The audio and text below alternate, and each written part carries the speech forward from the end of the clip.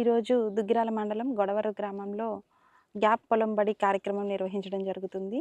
ఈ కార్యక్రమంలో మనం రైతులకి సప్త ధాన్యాంకుర కషాయాన్ని ఎలా తయారు చేసుకోవాలో తెలియచేయడం జరుగుతుంది.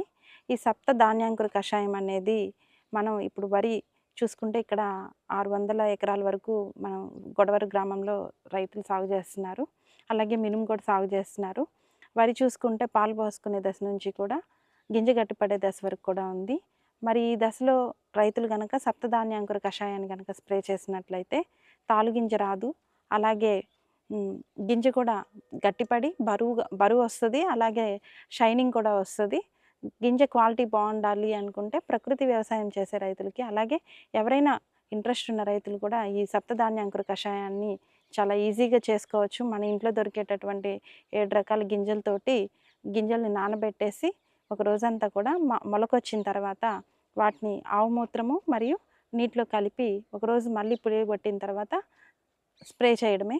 దీనివల్ల ఏంటంటే రైతులకి గింజ క్వాలిటీ కానీ ఇవన్నీ పెరగటం వల్ల కూడా రేపు ఎంఎస్పి ప్రైస్ కూడా అందుకోవడానికి బాగుంటుంది.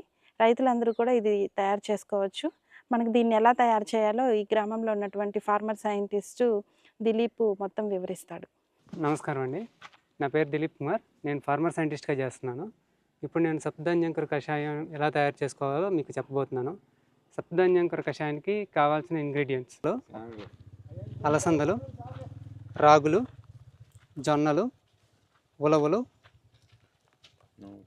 నువ్వులు, సజ్జలు. వీటిని 100 గ్రాములు తీసుకోవాలండి. ఒక్కొక్కటి 100 గ్రాముల చొప్పున తీసుకోవాలి. వీటిలో ఇప్పుడు శనగల్ని వీటన్నిటిని నానబెట్టుకుని ఒక 12 గంటలు తర్వాత తీసుకుని గుడ్డలో పెట్టుకోవాలి. పల్చటి క్లాత్లో తీసుకుని 12 గంటలు మళ్ళీ నానబెట్టుకున్న తర్వాత 2 అంగుళాలు మొలకొచ్చిన తర్వాత మీరు తీసుకోవాల్సి ఉంటుంది. ఇలా 2 రోజులకు వచ్చేస్తుంది. ఇలా 2 అంగుళాలు మొలకొచ్చేదాకా చూడాలి. ఫస్ట్ శనగలు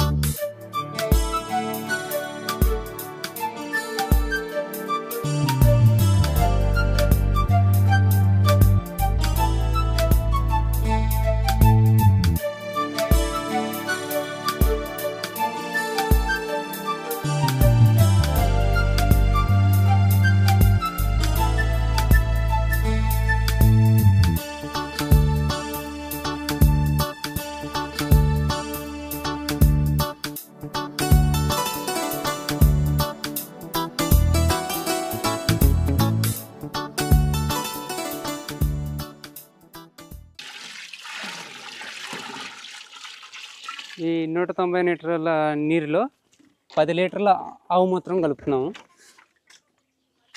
బాగా మాగిన ఆవు మూత్రం ఇది.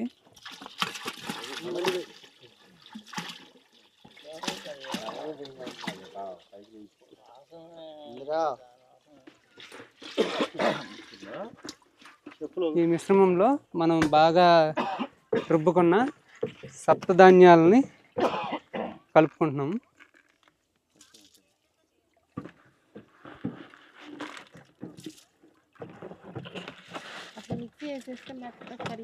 మెత్తగా ఉంటుంది.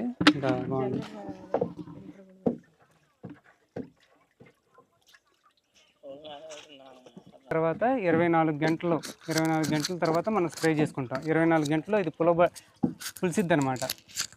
దాని తర్వాత మనం స్ప్రే చేసుకోవచ్చు. ఎకరానికి స్ప్రే అవుద్ది ఇది. దీనివల్ల ఏంటంటే తాలు గింజలు రాకుండా, అలాగే గింజ షైన్ అవ్వడానికి, వెయిట్ పెరగడానికి ఉపయోగపడుద్ది. Thank you. ఇప్పుడు మనకి ఫార్మర్ సైంటిస్ట్ దిలీప్ గారు మనకి సప్తధాన్యాంకుర కషాయాన్ని ఎలా తయారు చేయాలో చూపించారు. ఒకసారి సంక్షిప్తంగా ఏంటంటే 7 రకాలటువంటి ధాన్యాలను తీసుకున్నారు. ఒకటి శనగలు, ఉలవలు, నువ్వులు, జొన్నలు, సజ్జలు, రాగులు, అలసందలు 7 రకాల ధాన్య గింజలు తీసుకొని వాటన్నిటిని కూడా 24 అవర్స్ నీటిలో నానబెట్టి తర్వాత మొలకొచ్చేలాగా 2 అంగుళాలు మొలకొచ్చే వరకు వడగట్టి పెట్టుకున్నారు. మొలకొచ్చిన తర్వాత వాటికి శుభ్రంగా రుబ్బుకొని వాటిని తీసుకొని వచ్చి మొత్తం కలిపేసి 190 లీటర్ల నీళ్లు, 10 లీటర్ల ఆవు పాలతోటి ఈ మొత్తం తయారు చేసుకున్నటువంటి ముద్దని 700 గ్రాముల ముద్దని కలపడం జరిగింది. దీన్ని మళ్ళీ 24 గంటలు పులియబెట్టాలి. పులియబెట్టిన తర్వాత దీన్ని వడగట్టుకొని మనం మినుములో కానీ లేకపోతే వరిలో కానీ ఏదైనా కానీ పూత దశలో మరి గింజ గట్టిపడే వరకు కూడా మనం ఆ మధ్య స్టేజీలో ఎప్పుడు కొట్టుకున్నా కానీ కాయ బరువు రావడానికి, గింజ అయితే ధాన్యం షైనింగ్ కానీ తాలు గింజ లేకుండా ఉండటానికి, షైనింగ్ బరువు పెరగడానికి ఉపయోగపడుతుందని చెప్తున్నారు.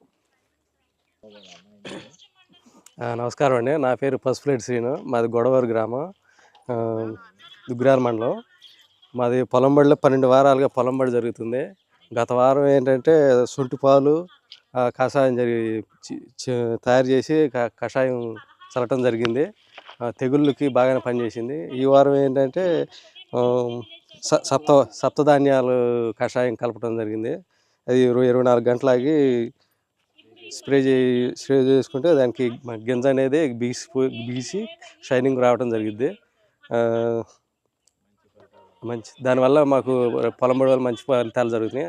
ధన్యవాదాలు. దానికి వ్యవసాయ డిపార్ట్మెంట్ వారికి ధన్యవాదాలు.